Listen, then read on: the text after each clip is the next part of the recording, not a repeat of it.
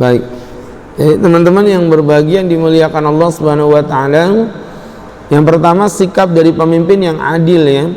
Kalau kita berbicara sikap yang adil memang ini cukup luas, tapi secara konsep dasar seorang pemimpin yang adil itu konsepnya adalah adil itu tidak melakukan dosa besar, satu, dan tidak melakukan dosa kecil yang bersifat kontinu. Itu namanya adil. Kalau ada orang melakukan dosa besar ya satu, atau melakukan kalau ada orang tidak melakukan dosa besar tapi melakukan dosa kecil sesekali yang seperti itu, maka masih disebut dengan adil. Tapi kalau dia melakukan dosa besar, perbuatan zina, korupsi, berjudi, mencuri, ya, mendolimi orang lain dan lain sebagainya, ini dosa besar, maka sifat keadilannya akan tercabut. Atau dosa kecil tapi kontinu. Contoh ya, orang berzina dosa besar, memandang perempuan yang lawan jenis tanpa mahram dengan pandangan syahwat, dosa kecil. Nah, itu awalnya tidak sampai membuat keadilannya hilang, tapi ketika itu dilakukan secara kontinu bisa jadi hilang keadilan. Jadi yang disebut adil dalam ilmu fikih secara mendasar ya. Nanti kita belum berbicara sifat idealisme seorang pemimpin di dalam Islam. Itu nanti ada sifat tabligh, amanah, siddiq, fatonah dan lain sebagainya, cukup luas. Tapi saya membicarakan tentang konsep keadilannya saja, bahwa dia tidak melakukan dosa besar dan tidak mengkontinyukan dosa kecil. Itu sifat adil di dalam Islam. Kemudian yang kedua tadi, ada orang berbuat zalim, menjadi pemimpin yang zalim, efeknya kepada orang banyak. Bagaimana konsep taubatnya? Ya, mohon maaf Pak, taubatnya kalau memang betul-betul sampai merugikan orang lain, ya harus minta maaf kepada orang lain itu.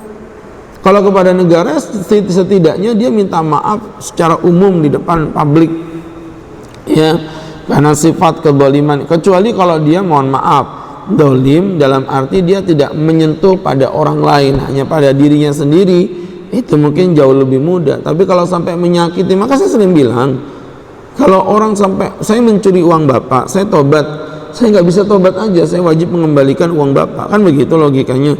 Nah, kalau saya mengkorupsi uang negara, saya nggak bisa ngomong tobat saja, wajib mengembalikan uang negara itu. Ya, walaupun secara hukum mungkin udah dipenjara, kan di Indonesia begitu Pak, koruptor itu cuma dipenjara. Padahal apa untungnya negara memenjara? Rugi. Harusnya koruptor itu dimiskinisasi. Loh ya toh? Koruptor itu kan mencuri uang negara, dia pengen kaya, maka yang paling ditakutkan koruptor itu apa? Bukan penjara, tapi miskin. Makanya orang korupsi itu dimiskinisasi. Dia misalnya korupsi uang 1 miliar, total uangnya 12 miliar, ambil saja buat negara itu. Ketika dia dimiskinkan seperti itu, dia akan mikir untuk korupsi. Sekarang enggak, korupsi uang 1 miliar misalnya, di penjara paling-paling 1-2 tahun, keluar masih untung itu Pak. Iya. Nah, itu ada orang korupsi 10 miliar di penjara misalnya 5 tahun, berarti kan 1 tahun dihargai 2 miliar dia. Iya, artinya apa? Kita aja yang kerja di luar belum tentu dapat 2 miliar dalam 1 tahun, gitu loh, logikanya kan gitu. Jadi sebenarnya orang korupsi itu hukumannya dimiskinisasi, dimiskinkan, semua uangnya disita untuk negara. Itu jauh lebih baik, karena negara nggak butuh mereka di penjara, ya, butuhnya apa? Dimiskinkan. Begitu. Gimana? Cocok nggak Ustadz jadi ketua KPK ini ya? Ya, jadi teman-teman yang berbahagia, seperti itulah gambarannya ya. Jadi itu kedzaliman pada manusia harusnya diselesaikan secara manusia. Baik.